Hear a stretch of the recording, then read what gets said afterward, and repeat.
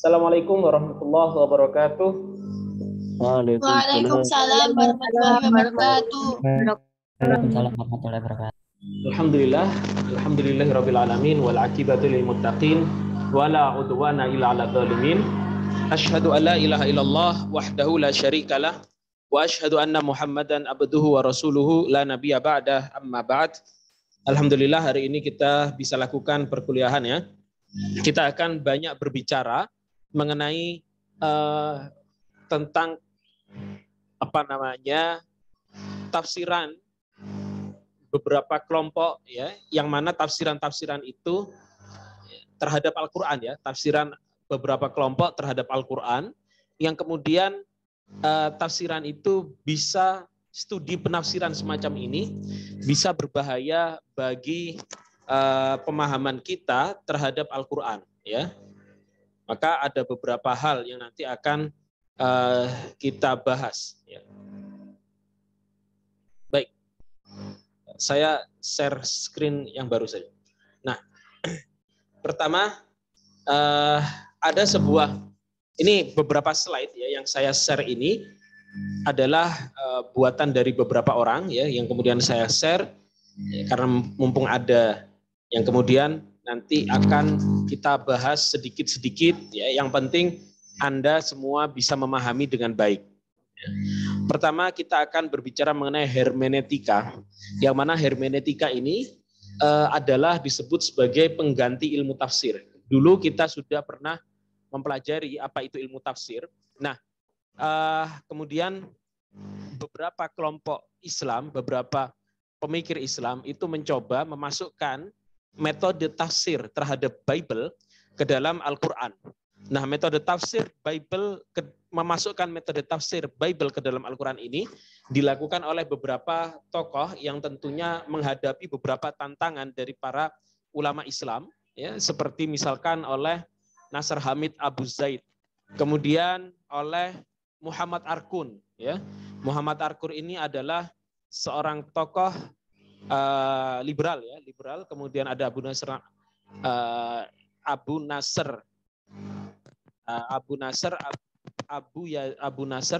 kemudian ada Hasan Hanafi, kemudian di situ ada Muhammad Syahrur dan lain sebagainya.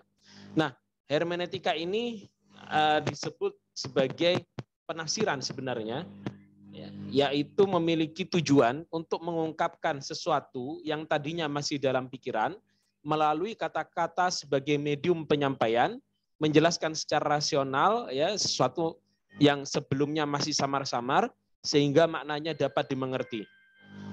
Ya. Jadi yang dibahas dalam hermeneutika itu adalah pertama teks. Teks itu adalah teks Al-Qur'an atau teks apapun itu, teks sastra ya, juga bisa. Teks novel ini juga bisa. Kemudian konteks, bagaimana penulis menuliskan hal tersebut. Ya. Kemudian kontekstualisasi, bagaimana kita yang memahami teks tersebut, ya, yang memahami teks tersebut mampu menggunakan teks itu dalam konteks kekinian. Sehingga kemudian yang dibahas itu ada sosok Gadamer, ya, seorang filosof yang kemudian menjadikan bahasa dalam sebuah teks sebagai pusat kajian. Ada Schleiermacher,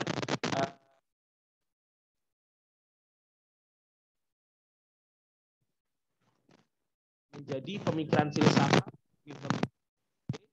menjadikan sebagai kajian sejarah. Maaf, Ustaz. Suaranya agak berbet, Ustaz. Berbet ya. Ini kalau gini jelas, agak jauh dikit ini. Oke. Ibn Hasan ya, yang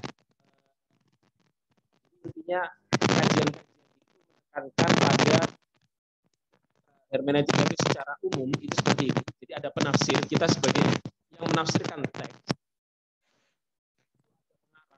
Ya. Kemudian ada konteks historis, ada konteks historis, ada konteks kultural, yang mana pengarang itu menulis sebuah teks karena melihat latar belakang dari pengarang itu, apa keyakinan pengarang itu, apa ideologinya orang tersebut, ya. Kemudian dari teks yang ada itu kita tafsirkan. Ya, atau seorang pengarang itu menafsirkan melihat konteks historis dan konteks kultur. Atau konteks itu paham ya kalian konteks?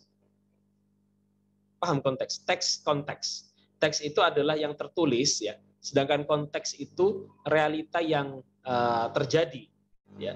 Nah, terkadang ya seorang yang menulis teks dan itu pasti terjadi itu terpengaruh dengan konteks atau dengan realita yang mengitarinya akan terpengaruh. Setiap orang akan terpengaruh. Misalkan Anda sebagai seorang muslim ya pasti akan menulis sebuah teks yang banyak berkaitan dengan Islam yang tidak mungkin teks yang Anda tulis itu bertentangan dengan Islam ya kecuali Anda memang berniat untuk mengacaukan keislaman Anda ya. Sehingga di sini dalam hermeneutika penafsir harus melihat konteks historis dan konteks kultural dari sebuah teks ya. Kemudian ya jadi intinya seperti itu dari hermeneutika. Ini singkat sekali, saya perlu menjelaskan Anda tentang hermeneutika. Jadi hermeneutika itu menafsirkan kalau dimasukkan ke dalam Al-Qur'an itu harus bisa melihat konteks dari Al-Qur'an itu. Itu yang diinginkan oleh para pemikir. Nanti dari konteks itu akan dikontekstualisasikan dalam kehidupan saat ini ya. Kemudian sekarang kita coba lihat ya dalam menjadi sebuah tafsiran dalam tafsiran baik berikutnya. Nah, berikutnya kita akan coba mengkaji tentang distorsi. Tadi kan kita sudah bicara hermeneutika. Hermeneutika itu yang penting melakukan tafsir terhadap teks ya termasuk Al-Qur'an. Kemudian penafsiran itu ya, penafsiran terhadap Al-Qur'an itu harus disesuaikan dengan konteks masa kini. Nanti kita lihat ya bagaimana seorang pluralis. Pluralisme itu adalah plural itu kan artinya banyak ya. Pluralisme adalah orang yang meyakini bahwa semua agama itu sama benarnya. Ada dua arti. Yang pertama toleransi. Kalau ini kita tidak ada masalah ya. Toleransi menafsirkan Al-Qur'an dalam arti kita toleran terhadap kelompok lain itu benar, kita tidak ada masalah. Tapi pluralisme yang dimaksud di sini adalah orang yang mengatakan bahwa semua agama itu sama benarnya. Nah, kajian tafsir itu kan seorang mufasir dalam menyampaikan tafsiran dari Al-Qur'an itu kan tidak boleh menafsirkannya pakai hawa nafsu. Jadi mereka itu menafsirkan bahkan harus biriwayah. Itu kalau tafsir bimaksur ya harus dengan riwayat. Atau kalau tidak dengan riwayat dia harus menganalisa secara kebahasaan. Ya, dan itu harus kajian yang benar-benar kuat. Nah, sedangkan sehingga tidak boleh asal menafsirkan sembarangan. Nah, orang-orang pluralis yang meyakini bahwa semua agama benar, ini ketika menafsirkan Al-Qur'an, ya, itu memiliki beberapa masalah. Contohnya, Qulidallaha awida'ur rahman ayyama tad'u falahul asmaul husna. Katakanlah, ini di surat Al-Isra ayat 110, berdoalah kepada Allah dan berdoalah kepada Ar-Rahman.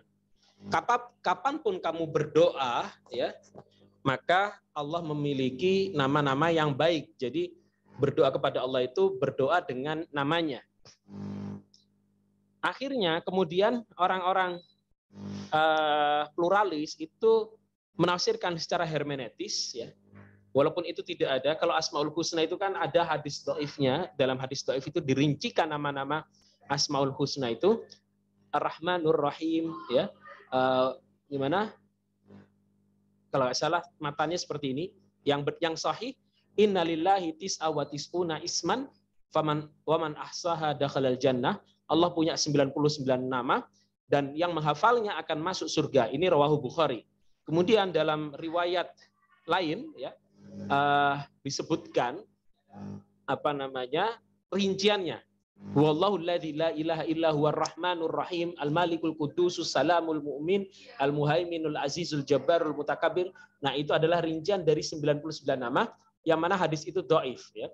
Nah, sedangkan di sini orang-orang pluralis itu menafsirkan Asmaul Husna, nama-nama yang baik itu adalah nama-nama yang diartikan oleh kaum-kaum berbeda. Ya, kalau dulu tafsirannya seperti itu. Kalau sekarang tafsirannya beda gitu. Kalau menurut mereka, secara kontekstual karena masyarakatnya majemuk, gitu ya, maka penafsiran ini harus dirubah. Bukan nama-nama Tuhan, tetapi bukan nama-nama dalam Asmaul Husna yang diyakini umat Islam, tetapi seluruh nama-nama Tuhan yang diyakini oleh bangsa-bangsa, oleh agama-agama. Misalkan kata Yahweh, Yehova, ya, atau Yehova. Kalau Nasrani itu Jesus Christ, ya. Di Islam disebut Allah. Nanti di Buddha disebut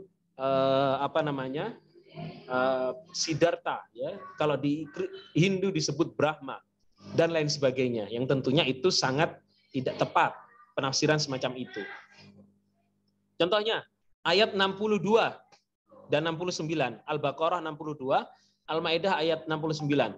Innalladzina amanu walladzina hadu wan nasara was-sabiina man amana billahi wal yaumil akhir wa amila salihan falahum ajruhum inda rabbihim wala khaufun alaihim wala hum yahzanun.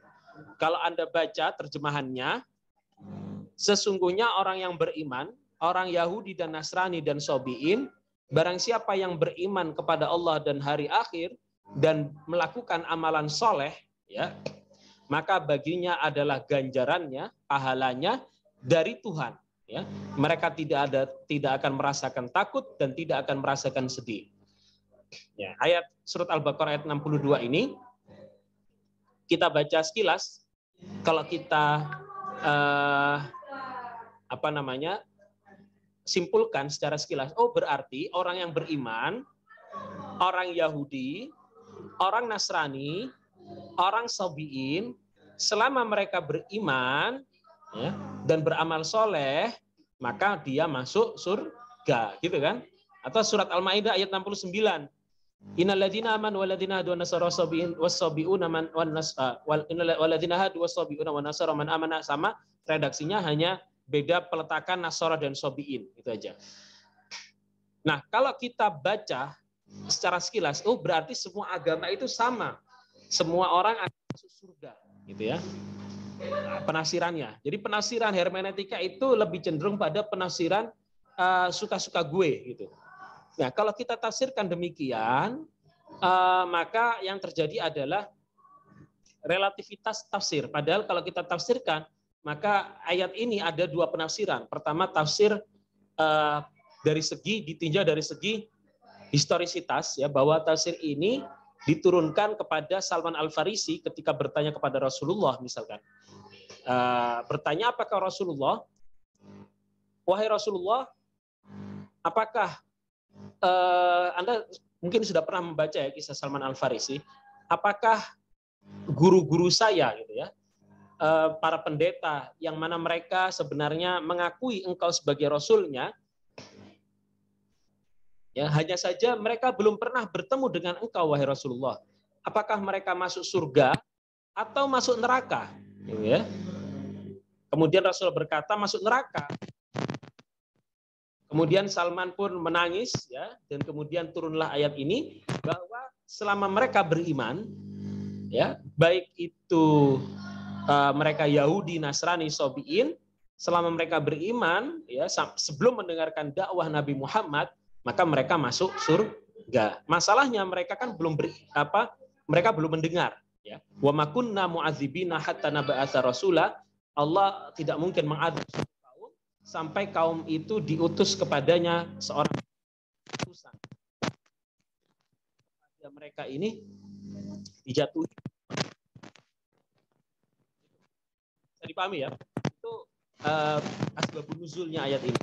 Kemudian hal lainnya, ayat ini dimansuh, dinasakh, dihapus dengan lain, yaitu inna dina indallahil Islam. Sesungguhnya agama di sisi Allah itu adalah Islam. Ini tafsiran untuk ayat ini. Kalau menafsirkan. Di antara lainnya waladzina ukhriju min diyarihim bighairi haqqin illa ayyaqulu rabbunallah walaula dafullahi nas ba'dhum bi ba'din lahuddimat shawami'u wa biya'un wa salawatun wa masajidu yuzkaru fiha ismullahi katsiran wa la yansurannallahu may yansuruh innallaha laqawiyyun aziz. Ya.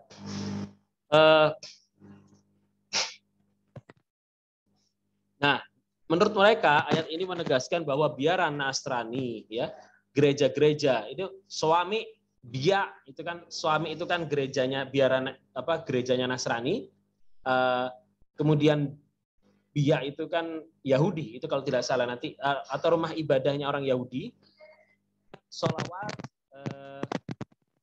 wa masajid ini nanti tempatnya orang sholat dan masjid itu yang dimana disebutkan nama Allah. Dalam ayat ini, mereka menyebutkan bahwa Al-Quran mengakui itu sebagai tempat ibadah yang sah. Ini yang terjadi.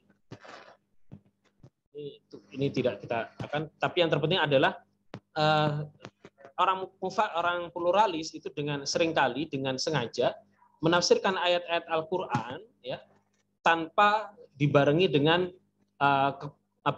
pemahaman yang baik.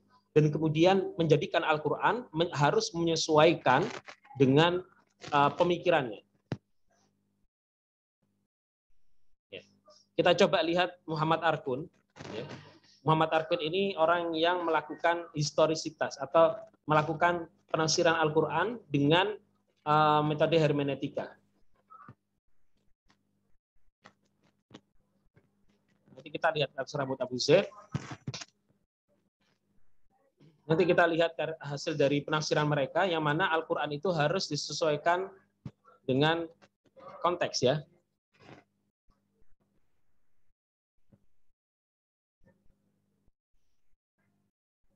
Lihat Nasr Hamid Abu Zaid. Al-Quran adalah produk budaya. Jadi Al-Quran itu adalah hasil teks yang lahir dari budaya atau dari peradaban. Dari sebuah peradaban, yaitu peradaban Arab, muntaj syakofi, bukan kalam ilahi, ya, yang disebabkan realitas dan budaya tidak bisa dipisahkan dari bahasa manusia, maka Al-Quran adalah teks bahasa. Realitas budaya dan bahasa merupakan fenomena historis dan mempunyai konteks spesifikasinya sendiri. Oleh sebab itu Al-Quran adalah teks historis. Historisitas teks, realitas, dan budaya sekaligus bahasa menunjukkan bahwa Al-Quran adalah teks manusiawi, artinya Al-Quran itu bukan teks ilahi, bukan teks Tuhan.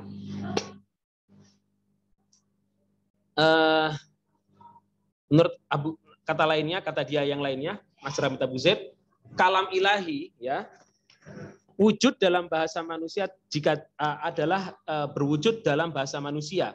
Karena jika tidak, maka kalam ilahi ini tidak akan dapat dimengerti oleh manusia. Pemikiran Islam menjadi stagnan karena penekanan yang terlalu berlebihan kepada dimensi ilahi, padahal Al-Quran adalah kata Muhammad yang meriwayatkan apa yang beliau katakan dari kalam ilahi. Jadi Nabi Muhammad itu hanya meriwayatkan. Memang betul Nabi Muhammad meriwayatkan dari kalam ilahi, ya. Tapi kemudian ketika itu kalamnya Muhammad, Nabi Muhammad disebut kalam Nabi Muhammad bukan kalam ilahi, ini jadi masalah karena seorang yang meriwayatkan apa yang dia riwayatkan itu, apa yang diriwayatkan Nabi Muhammad itu dari segi kalimat itu serupa dengan perkataan Allah. Nah, teks agama adalah teks bahasa yang bentuknya sama dengan teks-teks lain dalam budaya. Ya. Kemudian Al-Quran sebagai sebuah teks berbahasa Arab agar dapat dikaji baik kaum Muslim, Kristen maupun ateis. Jadi semua orang boleh membaca Al-Quran, menafsirkan Al-Quran menurutnya. Ya. Kemudian ini nanti kita coba baca. Nah, bagaimanapun, ya, kata-kata ini coba kita lihat.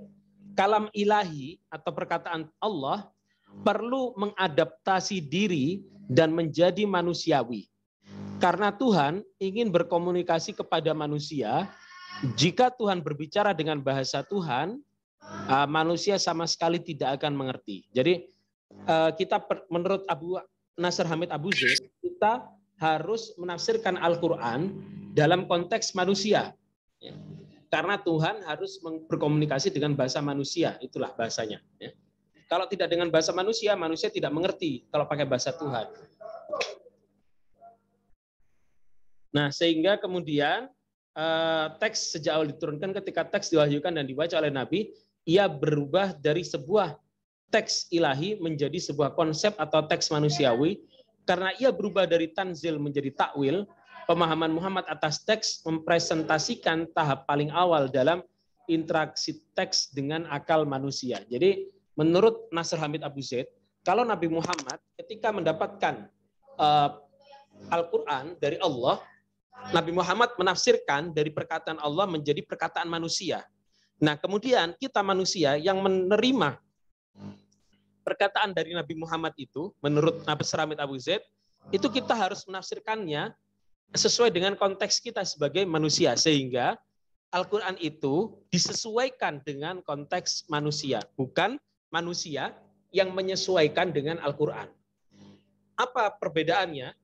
Perbedaannya, kalau Al-Quran menyesuaikan dengan kita, maka menjadi suka-suka kita. Kita mau apa terhadap teks tersebut, ya suka-suka kita tinggalkan, ya, atau kita gunakan, itu urusan kita. Tapi kalau kita yang harus menyesuaikan diri dengan Al-Quran, berarti itu namanya kita mengikuti Al-Quran. Kita ya seperti yang Allah sebutkan, kita mengikuti apa yang Allah perintahkan dan Rasulnya perintahkan, dan menjauhi apa yang Allah larang dan Rasulnya larang, gitu ya. Ini. Baik, kemudian ini dampaknya ketika kita sembarangan menafsirkan Al-Quran atau kita menggunakan hermeneutika, ya, sebagai metodologi dalam mengkaji Al-Quran, sehingga kemudian penafsiran terhadap Al-Quran itu menjadi sangat sangat relatif. Kalau kita tahu kemarin tahun 2019 kalau tidak salah, ada sebuah disertasi di UIN Sunan Kalijaga itu yang kemudian mencuat sangat fenomenal, karena disertasi itu membahas tentang teori dari Muhammad Syahrur, ya, seorang penafsir Al-Quran dari Syria, ya. Dia menafsirkan Al-Quran itu tapi diantara dengan metode hermeneutika, jadi menyesuaikan dengan konteks, ya, dengan teori hudud, teori batas atas, batas bawah.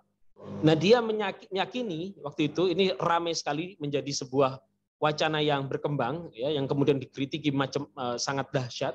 Dia mengakui berpendapat bahwa aurat wanita itu cukup seperti wanita yang di pantai pakai bikini, ya. Itu menurut dia adalah batas terendah atau batas terkecil dari aurat wanita. Ini menurut Muhammad Syahrur. Ya, Syahrur saja lah, nggak usah dikasih tambah Muhammad. Ya. Jadi menurut Syahrur itu seperti itu. Ini dan itu menjadi viral sekali waktu itu. Kenapa disertasi semacam ini diloloskan itu kemarin yang menjadi bahasan?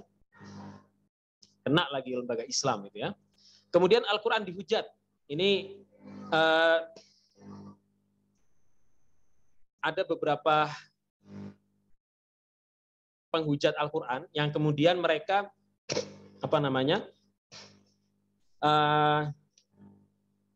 mengkritiki Al-Quran dari berbagai perspektifnya. Yang pertama adalah Yohanes Damaskus, ya. Menurutnya Al-Quran banyak memuat cerita bodoh. Muhammad dengan jelas melegalisir seseorang memiliki 4 istri dan 1000 selir jika sanggup. Ini kata-kata penghujat Al-Quran. Pokoknya mereka ingin menghancurkan Al-Quran. Ya, orang-orang seperti ini ada dan kemudian diikuti di zaman modern. Al-Quran, orang yang percaya Al-Quran berasal dari Tuhan adalah orang tolol. Ini bukan Al-Kindi filosof Muslim, ya. Al-Kindi orang Abdul Masih, hambanya Masih. Al-Quran bukanlah mujizat karena berbahasa Arab, ya. Ini Peter the Venerable, pendiri Islamic Studies di Spanyol. Tujuannya untuk membaptis orang Muslim. Ya. Menurutnya Islam adalah sekte dari agama Kristen yang terkutuk. Ya. Jadi menurutnya Islam itu sekte dalam agama Kristen. Ya, padahal Islam memproklamirkan diri sebagai sebuah agama tersendiri, terpisah dari agama Kristen. Kemudian setan telah mempersiapkan Muhammad, orang yang paling nista, menjadi antikristus. Ya. Martin Luther ini pendiri agama Kristen Protestan.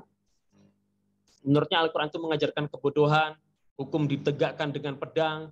Ya, yang sering dibidik itu adalah bolehnya beristri sebanyak mungkin, atau beristri ayat fankihu ma tabalakum minan nisa'i masna wa thulatha wa ruba, beristri 4 gitu ya.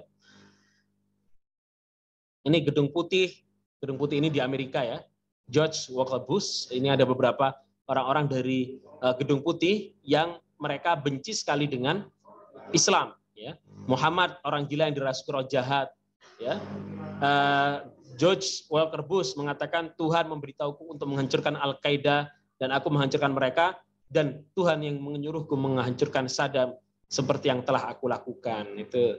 Kemudian tantangan klasik ini. Ya, kalau dulu sudah ada tantangannya, yaitu oleh Musailamah Al-Kadzab. Seperti ayat yang dia buat sendiri. Wasya wa alwanuha wa ajabuha asudu wa albanuha. Wasyatu sauda'u wa labanul abyadu innahu la'ujbun mahdun wa qad harramal madaku lima lakum la tamja'un. Ini ayat-ayat yang dibuat, ayat-ayat aneh yang dibuat oleh Musailamah ya, yang yang sangat tidak masuk akal. Misalkan yang ayat yang terkenal yang dibuat oleh Musailamah itu ya difda binta difdin difda'ain ya, naqi matanqin tasfaki fil ma'i wa tasfaki fil tin ya, lal ma'u takdirin wala syarabu tamna'in ya. Ini ayat yang enggak jelas. Ayat-ayat yang ditulis oleh Musailamah Al-Kadzab ya, dari pemikirannya sendiri.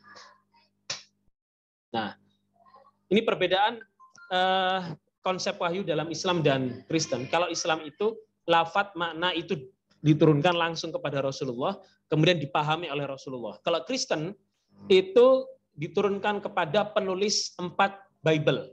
Ya, yang menyebutkan bahwa 4 Bible ini adalah inspirasi Tuhan dalam bahasa manusia dari Yesus kepada 4 penulis Bible itu. Sehingga kalau Anda bandingkan 4 Bible itu, maka Anda temukan keempat-empatnya itu memiliki kisah yang saling berbeda satu dengan lainnya. Ya, kalau di Indonesia kemudian kalimat-kalimat itu diikuti oleh beberapa orang dari Indonesia. Misalkan ini ada dosen di dekat sini, Winsa ini. Ya. Menurutnya Al-Quran budaya tidak sakral, kalamullah yang substantif. Sebagai budaya posisi Al-Quran tidak berbeda dengan rumput yang boleh diinjak itu ya. Al-Quran itu sebagai kalam Allah adalah makhluk ciptaannya, sedangkan Al-Quran sebagai mushaf adalah karena bahasa Arab huruf hijaiyah, maka dia adalah hasil karya manusia. Ya. Karena maka Al-Quran itu tidak sakral menurutnya. Aksin Wijaya ini orang Ponorogo ini kemarin dapat gelar profesor. Mushaf itu tidak sakral dan absolut, melainkan profan dan fleksibel. Yang sakral dan absolut hanyalah pesan Tuhan yang terdapat di dalamnya, yang masih dalam proses pencarian. Karena itu kini kita diperkenankan bermain-main dengan mushaf tersebut tanpa ada beban sedikit pun ya, beban sakralitas yang melingkupi perasaan dan pikiran kita. Ini tesisnya S2 UIN Yogyakarta, kemudian diterbitkan oleh lupa saya yang menerbitkan. Yang penting ini diterbitkan. Judulnya menggugat otentisitas wahyu Tuhan. Ya, Aksin Wijaya ini. Kemarin dapat gelar profesor dan itu jadi ya sayang sekali ya orang seperti ini diberikan gelar profesor. Kemudian Jalaluddin Rahmat mengatakan, orang Syiah ini, kita tidak pernah melaksanakan Al-Quran, tapi kita hanya melaksanakan pemahaman kita terhadap Al-Quran. Lutfi Asyaukani, ya, dosen di Paramadina, penulisan tafsir, juga memberikan peran yang sangat besar dalam menjadikan Al-Quran kitab suci yang sempurna. Pada mulanya wahyu bersifat oral dan tidak pernah diniatkan secara sengaja sebagai sebuah kitab suci. Penciptaan berbagai tabu menyangkut kitab suci memainkan peran sangat penting dalam proses sakralisasi Al-Quran, seperti keharusan berwudu sebelum menyentuh mushaf. Ya, ini ungkapan-ungkapannya. Ini siapa ini? Musdah Mulia ini kalau nggak salah. Ya, perkawinan, dia membolehkan perkawinan beda agama. Taufik Adnan ini uraian dalam paragraf ya, intinya mencoba ini contoh lainnya nanti akan kita bahas lebih jelas lagi. Ini ada Sumanto Al-Qurtubi, lubang hitam agama, ya, di LSM, dan sekarang orang ini jadi, dan orang-orang seperti ini memiliki peran di dunia akademis, ya. Dia sekarang menjadi dosen, ya, asisten profesor kalau tidak salah di Dubai apa UAE, ya. Kesucian palsu sebuah kitab. Waduh. Jadi Al-Qur'an itu menurutnya tidak suci, ya.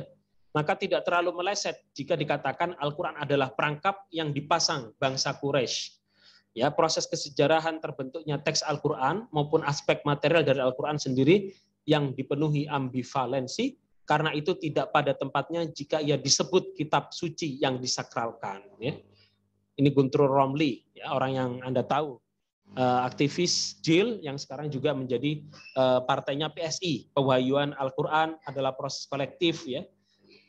Kemudian ini kalau ini jelas, ini bukunya Nasr Hamid Abu Zaid yang tadi kita baca, ya, menjadi buku wajib dalam kajian hermeneutika dan semiotika terhadap kajian Al-Quran dan hadis. Ini ada juga di buku di perpustakaan saya, ya, hermeneutika inklusif.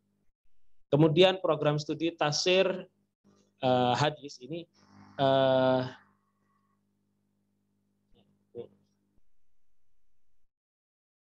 dan mahasiswa banyak yang menghujat Al-Quran. Misalkan di jurnal Justisia Fakultas Syariah IAIN Sunan Wali Songo Semarang itu, dari sekian banyak daftar ketidak kreatifan generasi pasca Muhammad yang paling mencelakakan adalah pembukuan Al-Quran dengan dialek Quraisy oleh Khalifah Utsman bin Affan yang diikuti dengan klaim otoritas mushafnya sebagai mushaf terabsah dan membakar, menghilangkan pengaruh mushaf-mushaf milik sahabat. Ya. Nah, tulisan mahasiswa itu karena diajari dosen seperti itu, keluarnya kalimat-kalimat seperti ini: Quran perangkap bangsa Quraisy. Pendisiplinan Quran implikasinya pada konstruk nalar Islam. Pembukuan Quran oleh Utsman, sebuah fakta kecelakaan sejarah. Jadi Utsman bin Affan itu dicaci maki oleh mahasiswa yang ecek-ecek kayak gini, ya. Masih semester 4 padahal, tapi sudah mencaci Utsman bin Affan, kurang ajar. Kritik ortodoksisme, ya, kritik mempertanyakan ketidakkreatifan generasi pasca Muhammad. Waduh. Kritik konsep Al-Quran produk budaya. Ya.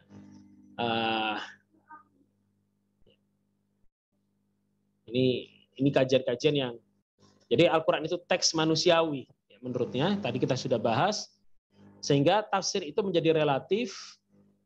Tafsir itu kemudian bisa kita bawa kemana-mana, tergantung apa yang kita inginkan.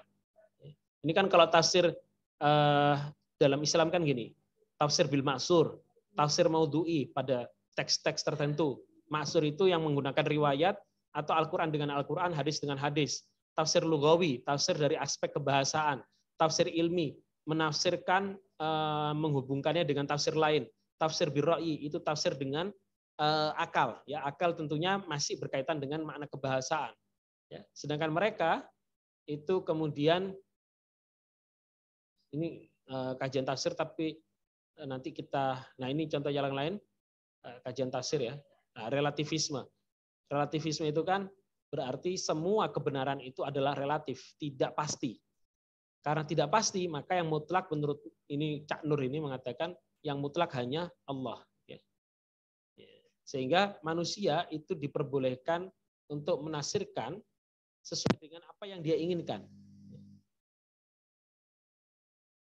Nah, kita langsung masuk ke dampak kajian orientalis terhadap studi Al-Quran yang tadi kita sebutkan di Justisia, ya, milik IAIN Semarang. Bagaimana mereka menulis yang tadi kita sebutkan.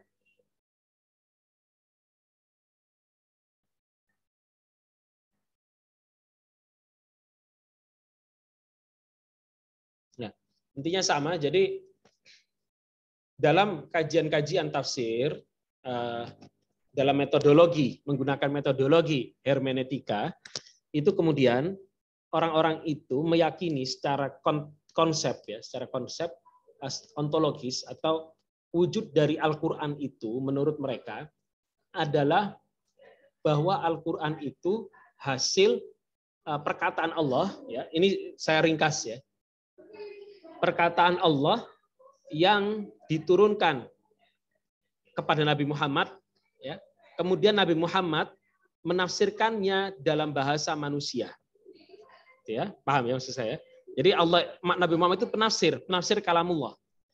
Kemudian dari Nabi Muhammad diturunkan, ya, dipahami oleh manusia, yang kemudian kita menjadi penafsir dari Al-Quran itu.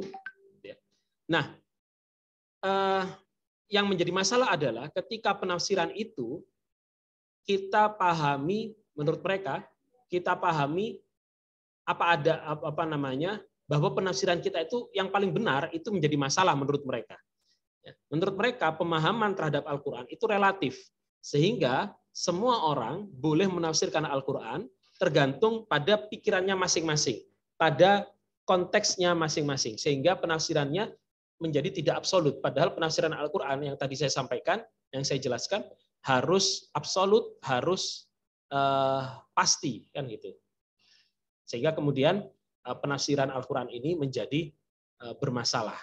Ya, yang tadi disampaikan beberapa contoh-contoh penafsiran Al-Quran. Ya. Sambil nanti saya carikan ini ada beberapa masalah juga yang nanti akan kita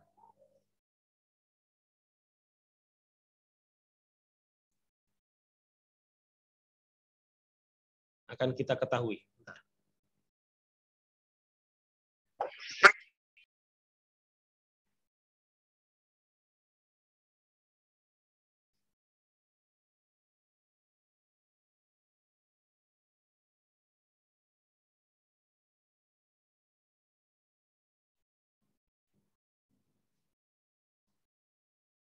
Oke.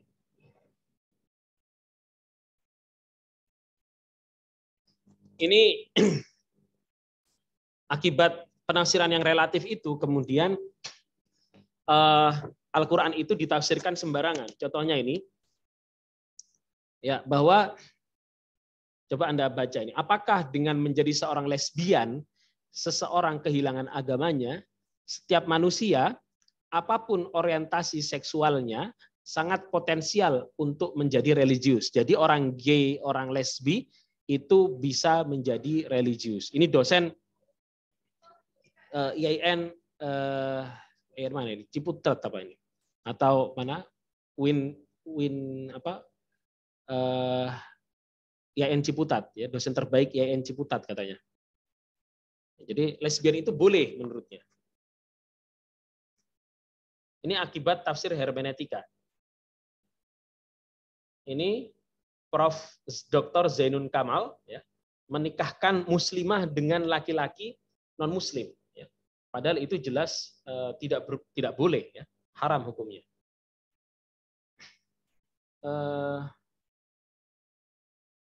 Nah, bias gender dalam pemahaman teks, ya, kata imro'ah, kata nisa, ya, kata rojul, kata rijal, itu perlu ditafsirkan. Ditafsirkan sehingga harus setara laki-laki dan perempuan.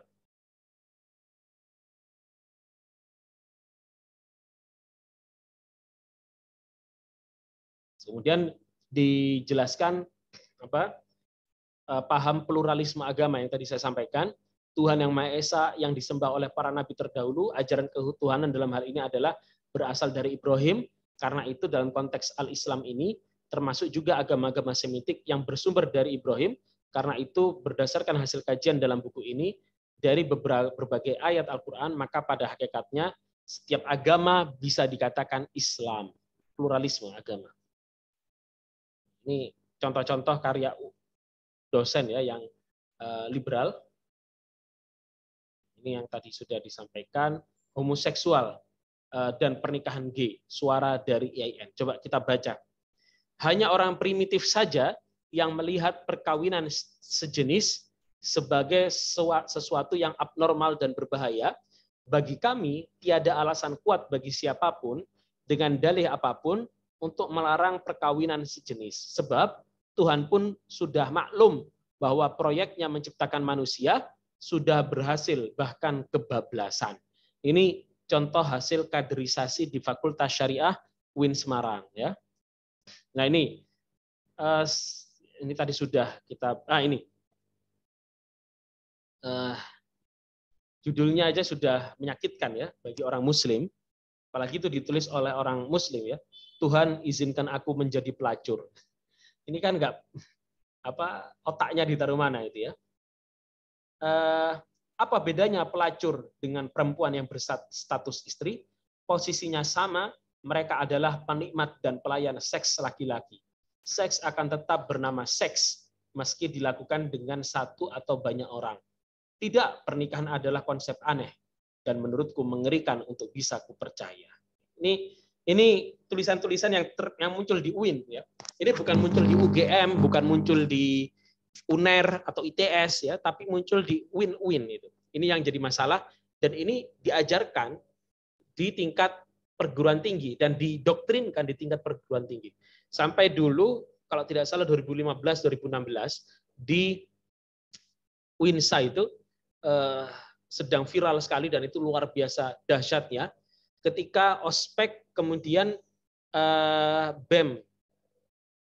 BEM-GUB ya, BEM gubernur BEM-BUB apa BEM-GUB itu ya namanya, itu menulis ya dalam sebuah banner sebuah perkataan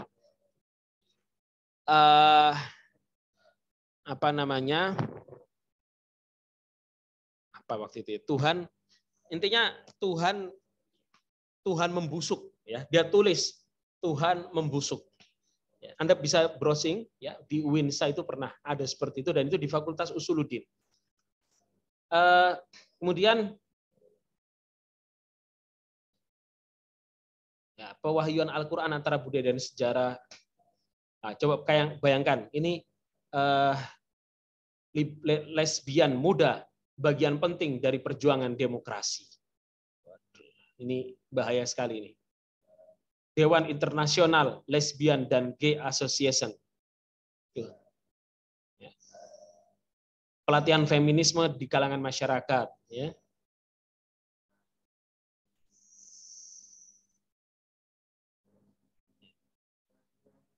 Itu hasil kajian Al-Quran berdasarkan pada konsep menggunakan hermeneutika atau menggunakan sehingga memunculkan karena melihat konteks sosial atau membenarkan konteks sosial dengan Al-Quran sehingga kemudian mereka membenarkan apa yang mereka ingin benarkan, membenarkan lesbian, gay, minuman keras dan lain sebagainya. Dan ini sangat-sangat berbahaya sekali kalau misalkan hal ini diajarkan kepada anak-anak kita gitu ya. Dan intinya gini, saya tidak menjelekkan UIN ya, karena masih banyak dosen-dosen yang lurus di sana. Hanya saja terkadang anak muda itu ingin sesuatu yang berbeda sehingga mereka seringkali memunculkan pendapat-pendapat yang sesat semacam ini dan mengikuti dosen yang aneh-aneh. Nah, sehingga yang diikuti dosen yang aneh, yang lurus tidak diikuti. Ini yang jadi masalah. Padahal dosen yang lurus, ya saya tahu di UIN itu banyak sekali dosen yang lurus, yang pemikirannya benar, yang kemudian tapi kemudian tidak begitu diminati oleh mahasiswa. Justru mahasiswa lebih meminati dosen-dosen yang bermasalah itu. Itu dari saya, sehingga kemudian studi Islam itu harus yang secara normatif ya, itu harus diletakkan dalam konteks Islam sebagai sebuah agama yang kita pahami. Ya, bisa dipahami ya. Jadi Islam itu agama yang kita harus pahami bahwa Islam ini benar. Sedangkan Islam secara historis itu kita pahami sebagai sebuah agama yang kita pahami secara yang kita bagaimana kita meneliti tentang fenomena masyarakat Islam. Bagaimana mereka berislam, kan itu. Sehingga kemudian normatif dan historis ini harus saling berkaitan, ya, harus saling berkaitan tentang bagaimana kita harus bisa menciptakan sebuah masyarakat yang Islami, ya. Bukan kemudian malah menggunakan teori-teori Barat yang kemudian menafsirkan Al-Qur'an, menafsirkan hadis sesuka udelnya sendiri, gitu ya. Itu yang dilakukan, yang telah terjadi dan pernah terjadi di beberapa tempat. Nah, semoga di UMSIDA tidak muncul wacana-wacana aneh-aneh semacam ini, ya.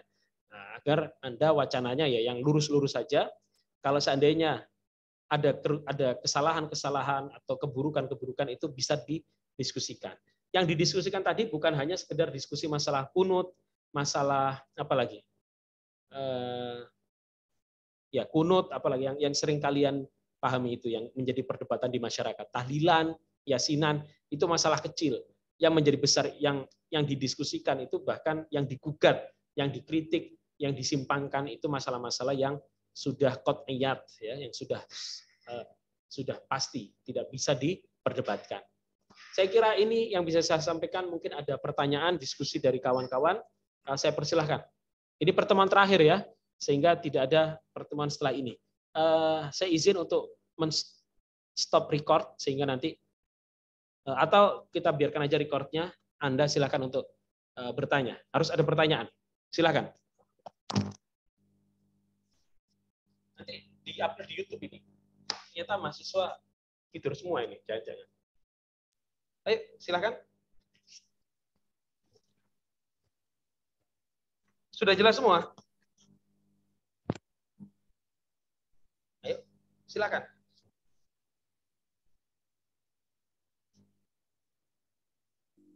Oke.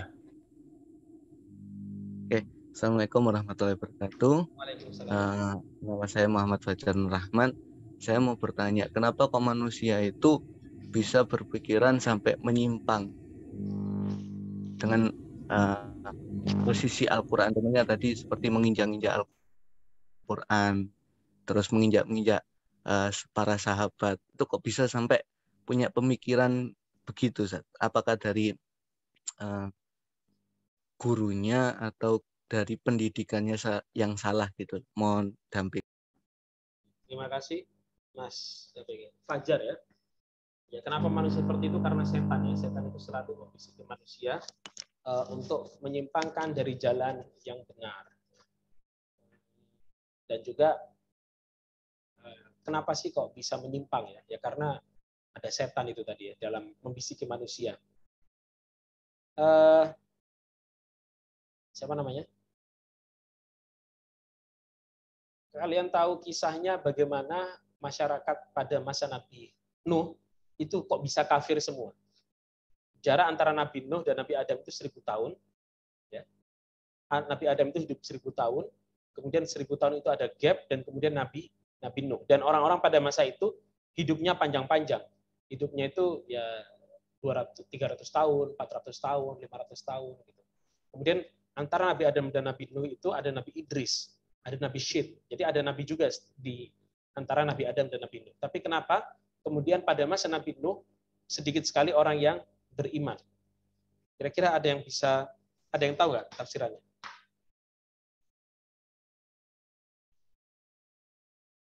Ada?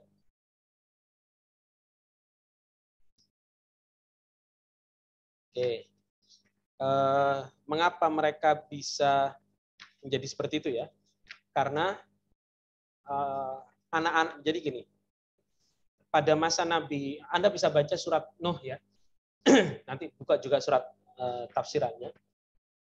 Wa qalu la tadarunna alihatakum wa la tadarunna waddaw wa la suwa'au wa la yaghutsa wa ya'uqa wa nasra. Tahu ayat itu? La tadarunna alihatakum, jangan kamu caci Tuhan kami, dan jangan kamu caci Wat, Suwa, Yaguth, Ya'uq, Nasr. Ada 5 nama Tuhannya.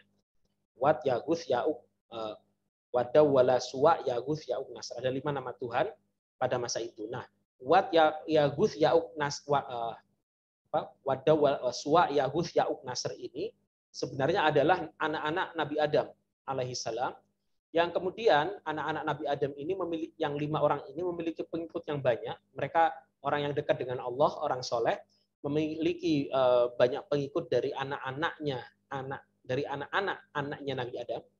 Ya, jadi cucunya Nabi Adam itu banyak yang ikut ke mereka. Nah, dan mereka banyak berguru kepada 5 orang ini. Ketika mereka meninggal, ya, cucunya Nabi Adam ini mereka beribadah. Di samping mereka ada foto gurunya, ya. Jadi ketika sholat gitu atau ketika berdoa itu ada foto gurunya, ada gambaran gurunya. Nah kemudian setelah generasi cucunya Nabi Adam ini meninggal semua, para setan, para iblis ini membisiki cicitnya Nabi Adam. Paham ya maksud saya? Ya, cicitnya Nabi Adam itu dibisiki bahwa bapak-bapakmu dulu ya, itu menyembah foto-foto ini, gambar-gambar ini, Wat, Yaguth, Ya'uq, Wat, Suwa, Yaguth, Ya'uq, Nasr ini, dan kemudian turunlah hujan. Nah, kemudian berikutnya penyembahan itu beralih dari menyembah kepada Allah, ya kan awalnya menyembah kepada Allah melalui gambar-gambar apa, dengan di sampingnya ada gambar-gambar itu. Berikutnya menyembah Allah, tidak menyembah Allah, menyembah Allahnya dihilangkan, penyembahannya beralih kepada gambar-gambar itu. Dipahami? Itu kan setan. Itu ada dalam tafsir Ibnu Katsir, ada dalam tafsir At-Tabari. Di surat Nuh Anda bisa buka ayat itu, dan insya Allah yang sudah hafal surat Nuh nanti bisa Anda buka ya tafsiran dari ayat tersebut. Ada pertanyaan lain?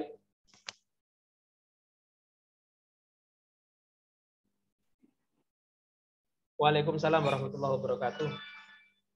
Ustaz, mohon izin bertanya.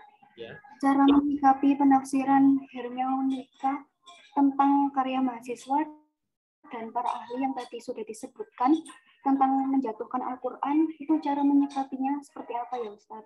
Ya. Dan mengapa itu terjadi?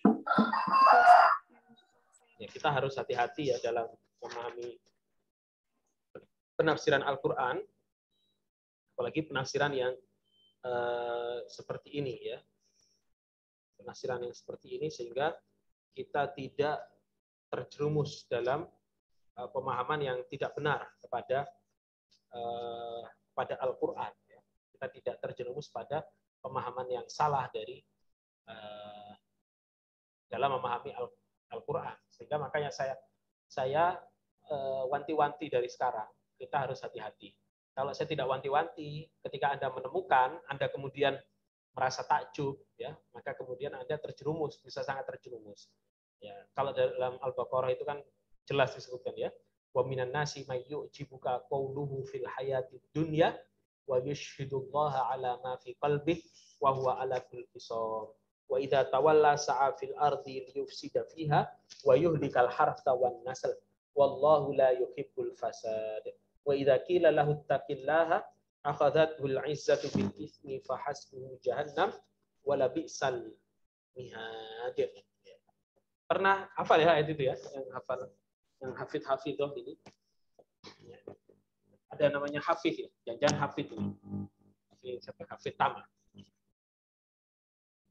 kalau kita baca ayat itu, maka sudah sangat jelas bahwa di dunia ini tuh ada orang yang yang perkataannya itu koyok-koyok kita takjub ketika mendengarkan. Wah, sangat ilmiah sekali perkataannya.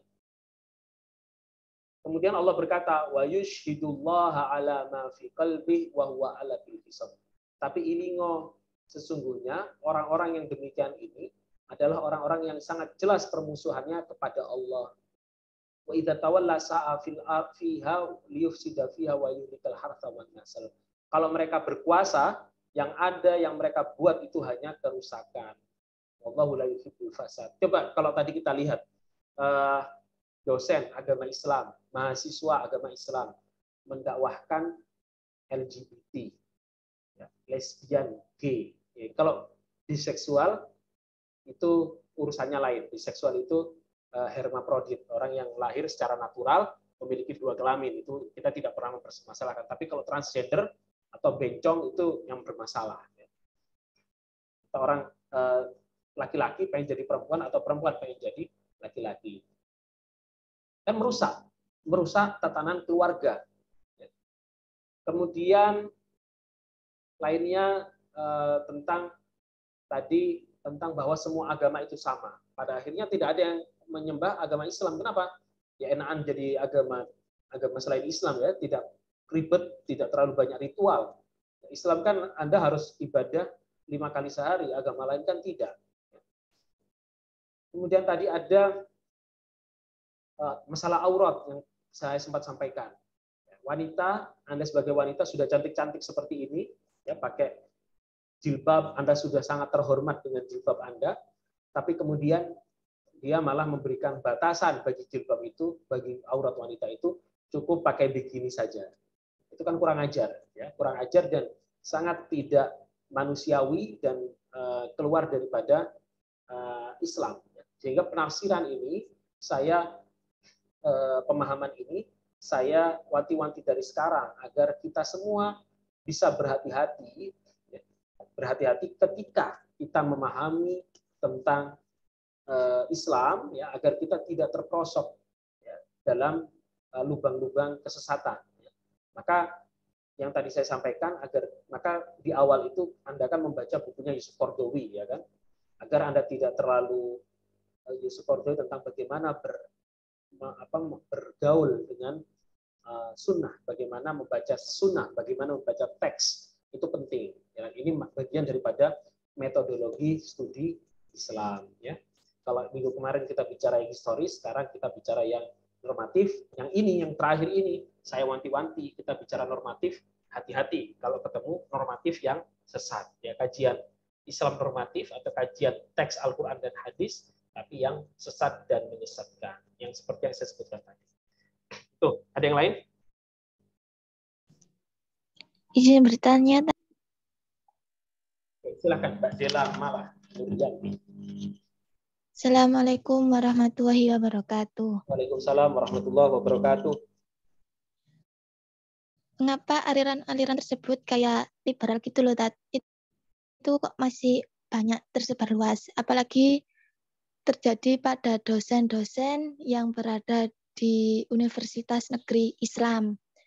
Kenapa kok tidak dikeluarkan atau ditindak lebih lanjut gitu agar tidak mengajak murid-muridnya lain itu dalam kesesatan gitu kan? Masih banyak dosen yang lurus-lurus tadi loh, kok nggak dikeluarkan aja yang sesat-sesat gitu. Habis itu negara kita kan juga negara mayoritas kan negara Islam dan negara yang beragama. Terus dan kenapa tidak ditindak juga terhadap orang-orang yang tidak beragama atau liberal tersebut?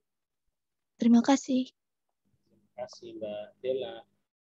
Kenapa kok dikeluarkan gitu ya dari karena orang-orang ini, karena jadi dosen PNS itu kan Anda pernah nanti ada kalau misalkan daftar PNS ya itu yang diuji itu pertama kompetensi bahasanya itu kemarin itu ya. Jadi yang diuji ya pengetahuan umum. Kalau lolos pengetahuan umum baru diuji pengetahuan sesuai dengan bidangnya masing-masing. Nah, ketika diuji dalam bidangnya masing-masing ini, itu asal dia bisa jawab, dia jadi PNS. Jadi PNS di mana? Tidak peduli orang ini liberal, orang ini sekuler, bahkan mungkin kalau nggak peduli dia ini non muslim sekalipun. Maka kemarin sampai ada kisah non muslim menjadi guru, ya guru matematika atau guru apa di sekolah di MTS apa MA di luar Jawa. Ya. Itu kan ya aneh, ya kan? Gimana ini Kemenak ini kok nggak bisa melindungi MTS MA-nya dari orang non muslim? Wong melindungi dari orang Muhammadiyah aja bisa, gitu. Guyonannya gitu ya. Tapi dari orang non muslim tidak bisa. Nah, sehingga kemudian mereka seandainya menulis berperilaku nyeleneh senyeleneh apapun, ya asalkan tidak dituntut secara hukum, maka tidak akan menjadi masalah. Dan mereka akan bersembunyi di balik naungan kajian ilmiah. Ini yang jadi masalah. Dan kemudian yang jadi masalah lagi diikuti oleh mahasiswa-mahasiswa. Nah, ketika dosen mengajarkan, ya, yang ini yang terjadi di kasusnya di UIN itu, dosen yang mengajar itu seringkali tidak memberikan posisi mereka terhadap kajian tokoh tersebut. Misalkan mengkaji tokoh liberal, ya seperti Abu Nasr Hamid Abu Zaid, atau mengkaji tadi Muhammad Arkun, Muhammad Syahrur, atau Hasan Hanafi, atau siapa lagi banyak ya, Adonis. Itu tidak memberikan posisinya mereka seperti apa, tetapi justru sebaliknya malah memposisikan dirinya sebagai orang yang di luar itu, maksudnya memposisikan dirinya memposisikan diri saya sebagai orang yang sebagai seorang peneliti saja, tapi bukan seorang pengamat. Yang pada akhirnya ya mereka tetap dipakai asalkan nulis jurnal. Kok bisa jadi profesor? Ya karena mereka menulis jurnal internasional, karena itu syarat untuk jadi profesor. Jurnal internasional seperti apa? Jurnal internasional itu yang diterbitkan oleh penerbit luar negeri. Ya, banyak yang Kristen, banyak yang non-Muslim, banyak yang ateis, yang kemudian karya mereka karena mengkritiki agama Islam akhirnya diterima. Nah, seperti itulah. Sehingga ketika Anda mengkaji Islam itu memang harus dibutuhkan keimanan, ya, keimanan, sehingga ketika kita membaca karya-karya yang sedemikian rupa itu kita bisa memiliki benteng. Nah, syarat saya kepada Anda untuk tidak membaca dulu sampai Anda memiliki pemahaman agama yang kuat. Ketika pemahaman agama Anda menguat, ya maka saya persilahkan, ya, maka monggo untuk dibaca sebagai wawasan saja, bukan sebagai pengamalan. Itu bedanya antara pengamalan dan wawasan. Gitu. Jadi pahami ya, Adela ya? Ya bisa, Tat. Terima kasih. Ini yang lain? Cukup? Baik. Karena kelihatannya sudah lelah, ada yang tidur-tiduran, ada yang sambil main HP, gitu ya. Yang penting Anda harus mendengarkan dan kemudian diresapi di dalam jiwa. Nanti video perkuliahan ini akan saya upload di dalam ini. Ya. Terima kasih kawan-kawan sekalian. Semoga apa yang kita bicarakan bermanfaat. Nasrul minallah wa fathun qarib wa basyiril mu'minin. Wassalamualaikum warahmatullahi wabarakatuh. Waalaikumsalam. Warahmatullahi wabarakatuh. Terima kasih Ustaz atas